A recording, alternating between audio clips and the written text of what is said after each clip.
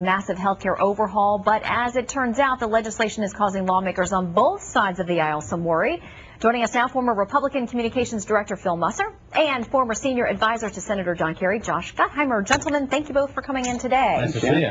All right, so our latest development, Friday, the CBO puts out an analysis that says this will put us $239 billion in deficit over the next 10 years. But the Democrats say there's other things that haven't been factored in, and so we're going to be neutral on this. The president says he won't sign something that deepens the deficit. Phil, what do you make of this? Well, it's a real tough messaging element for the House Democrat plan at a really critical juncture. As you know, the recess looms about 2.5 weeks away, and I think the Democrats and the president have really been pushing towards some kind of conclusion on health care by the time they leave town here in about 3 weeks. And so the difficult part of that argument is this is an enormously complex bill with lots of different pieces, and it's largely a Democratic process, meaning the Democrats really run the show here. In the House of Representatives, it's largely a Democrat-driven deal. The Obama White House obviously is another stake in the play.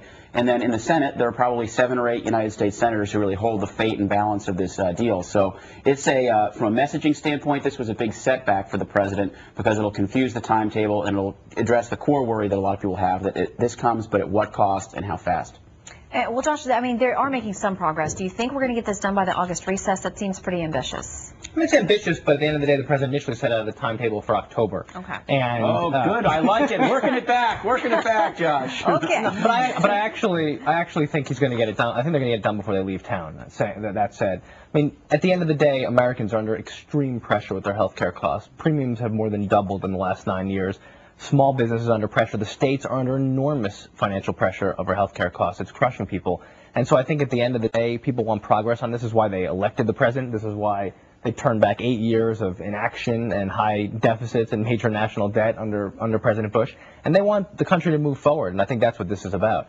You know. Well, they want the country to move forward, but they want the country to move forward without, the large hand of government really reaching in a way that it hasn't before in the history of our country. So as we're repealing and turning back things, before we start going out creating new things, I think that's a lot of the underlying conflict and chaos that is surrounding this health care reform. I don't have to create new. They're just trying to deal with 44 million Americans who don't have health care. They're trying to deal with the rising deductibles and premiums that people are facing. Did you know last year that 50% of Americans either didn't get a prescription drug or avoided a doctor's visit because of the cost of health care? But I agree. Say this too. Yeah. 70% of Americans who have coverage now rated as good or excellent, and they're very fearful that any package that comes from a bipartisan effort or Democrats. If you like your health care, you get to keep your analysts say that's not true. That's a talking point. It may not be true. And your analysts say it's not true. But we're tinkering here with 17% of the overall value of what goes on in the U.S. economy. So it's a big choice. I think the big issue here, I think what's going to happen with this, they're going to go out of town without a resolution, and at the end of the day, my sense is we do move the ball forward on some measure of health care reform.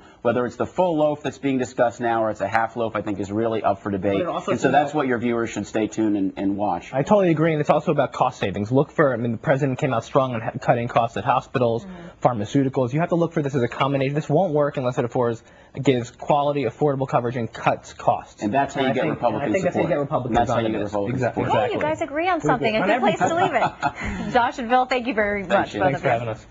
Well, the world's largest cupcake clocks in at more than 100,000 calories. We're going to show it to you coming up.